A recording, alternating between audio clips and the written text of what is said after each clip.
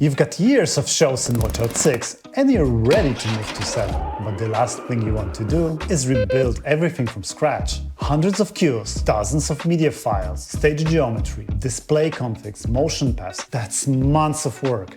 You shouldn't have to do it twice. In WATCHOUT 7, you simply open your original .watch file. The importer then takes over, reading every element of your show automatically. No manual migration, no copy-paste.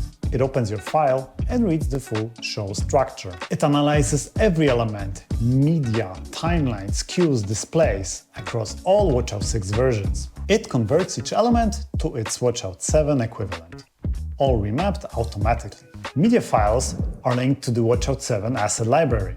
Images, videos, 3D models with multiple textures, all connected. And finally, you get a full report. What came over, what needs attention, and if anything is missing. The timeline is the same, and all cues are in place. All of the new features of WATCHOUT 7, and no need to start over.